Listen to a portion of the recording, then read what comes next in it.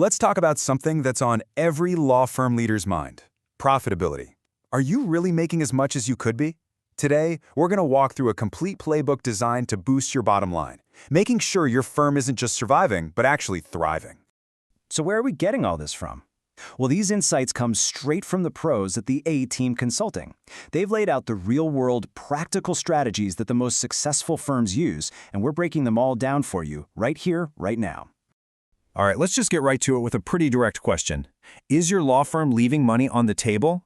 I know, it's a tough one to think about, but being honest with yourself here is really the first step toward building a much stronger, more successful practice. So, how do you even begin to answer that question? Well, it all starts with what I like to call a financial health checkup. We're going to look at your firm's vitals. These are the 5 key metrics, or KPIs, that tell the true story of how your firm is really doing financially. You know, there's a simple rule in business. You can't improve what you don't measure. It's just that simple.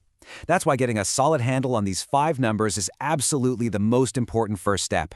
Think of them like the dashboard for your firm's engine. They tell you exactly what's working and what might need a little tune-up. First up, we have revenue per lawyer, or RPL. This one is a real powerhouse metric. It tells you, on average, how much cash each lawyer is actually bringing into the firm.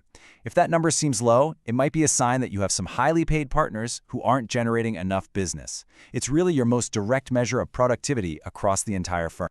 Next up is billable hours utilization. This metric answers a super important question. Are your lawyers just busy, or are they productively busy? This is the percentage of their available time that actually makes it onto a timesheet. Now, a high utilization rate seems great on the surface, but like we're about to see, it's really only one piece of the puzzle. And that leads us perfectly to the realization rate. See, it's one thing to log a bunch of billable hours, but it's another thing entirely for those hours, those dollars, to actually make it onto a client's invoice. This rate shows you how much of the work you track becomes money you can actually bill. If your utilization is high but this number is low, it means you're writing off time before it even gets billed. That gap, that's just pure profit being left on the table. Now, this metric is about as straightforward as it gets, but it is so essential: billable hours per lawyer. While utilization gives you a percentage of someone's time, this just gives you the raw number. It helps you track what each person is producing and really understand capacity across your whole team. And our 5th and final key metric is the average billed rate. So what this does is it basically takes all the different hourly rates at your firm, from the senior partners all the way down to junior associates, and it blends them together into one single average number. This is a vital sign for understanding your pricing power in the market. Basically, are you charging what you're worth?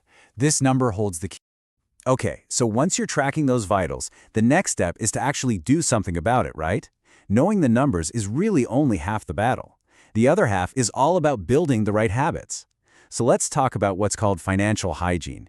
These are the consistent, everyday practices that create a rock-solid foundation for profitability. Here are 5 habits you've got to have. First, don't just set a budget and forget it. Track it monthly. That way you can make adjustments in real time instead of getting a nasty surprise at the end of the year. Second, you have to create a culture of timely timekeeping. Late entries are the #1 cause of low realization rates. It has to be non-negotiable. Third, optimize your billing and collections. Make it easy for clients to pay you, and you'll get paid faster. Fourth, make sure you have strong internal accounting controls. This is how you prevent costly errors or even fraud. And finally, you have to master trust accounting compliance. This isn't just about following rules, it's about fundamental risk management for your firm. All right, so you've got good data, you've got solid habits in place, now you can really elevate the conversation, from the day-to-day stuff to the big picture. It's time to start having those really strategic conversations with your CFO or your leadership team. And you know what? It all starts by asking the right questions.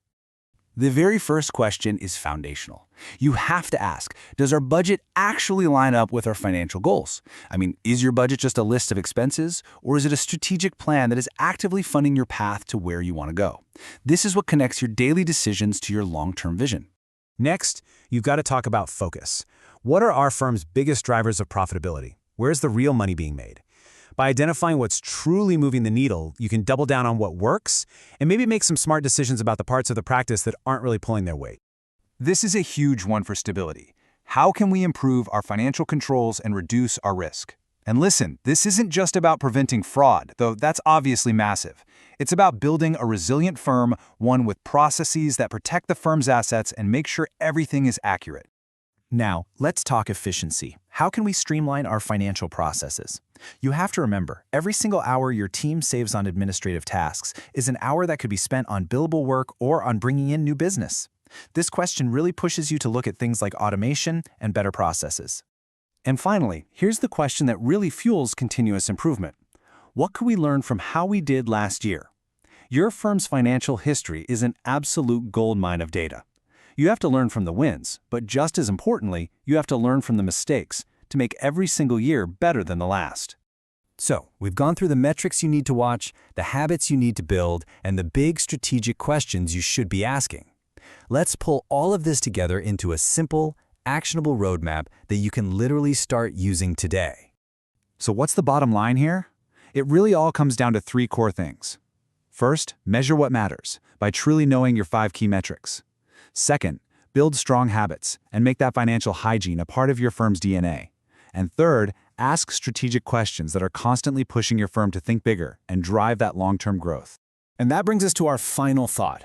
Out of everything we've just talked about in this explainer, what is the one thing you can change tomorrow? Don't try to do it all at once. Just pick one metric to start tracking, or one habit to start building, or even just one question to ask your team. Because real lasting profitability doesn't come from knowing everything. It comes from doing that first thing.